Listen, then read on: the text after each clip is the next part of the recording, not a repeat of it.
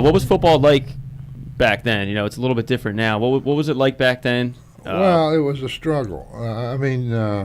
To make a decision to whether you want to play 2 years or 3 years, because the money wasn't there. For instance, I had a wife and 3 kids, so I went to Dallas and I had a contract of like $7,000. Oh, wow.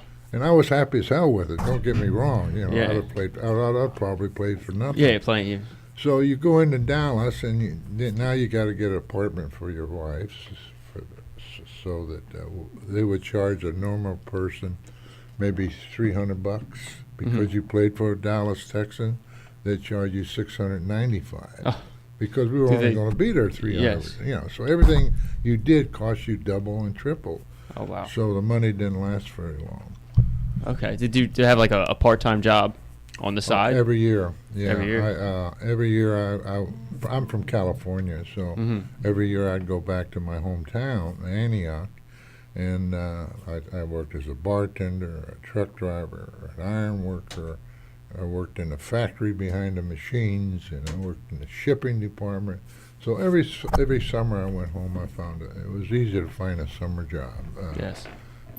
And we had to do it. Football was over in December, and by January you had to find a job.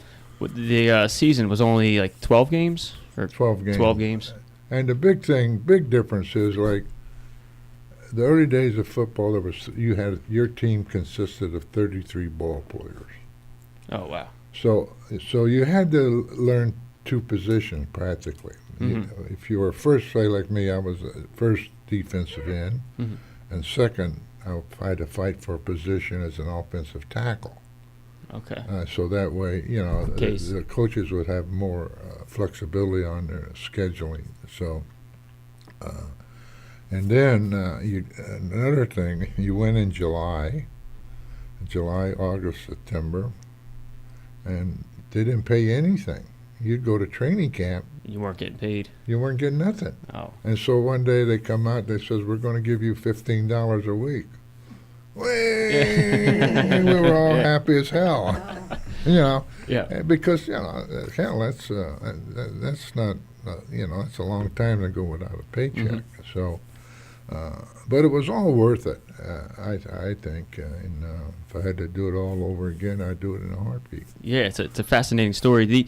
Particularly nowadays with all the money they're making, Oh, they can play a couple of years and they can retire. Well, they can just sign a contract and not make the team and retire. Yes, yeah. Some of the first draft choices have a non-release.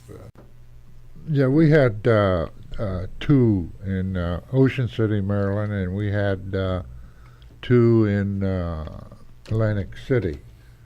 And the thing that was great about them is that they did a lot of business. People would come off the beaches and buy buckets of chicken and go back on the beach and have a good day, and then have to worry about cooking when they got home. And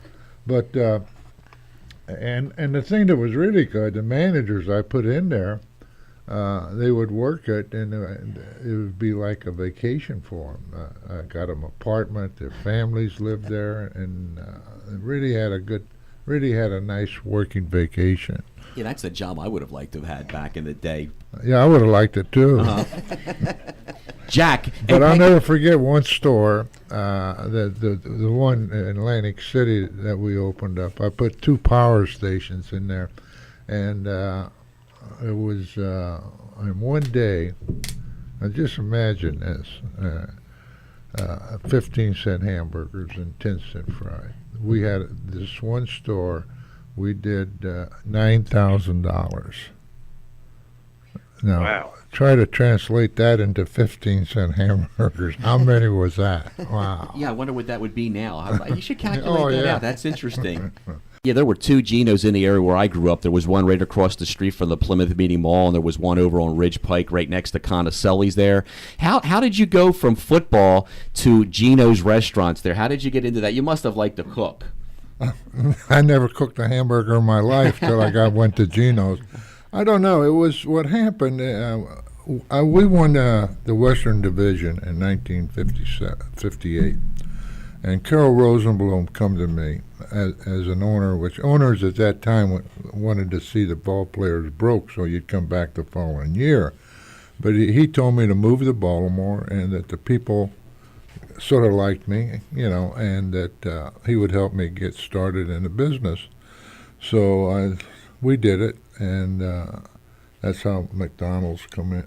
Gino's come in. What we did is, being from California, I was familiar with McDonald's at that time. Was a 15-cent hamburger store.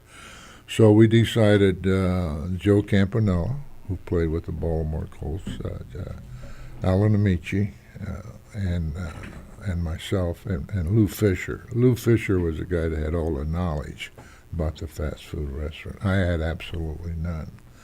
So they asked me if I would join them in developing Gino's 15-cent hamburger. So I liked them, and I said, sure. Yeah, you were the most well-known one in the franchise, in the company. I remember that even when I was a kid growing up, we all knew who Gino's was.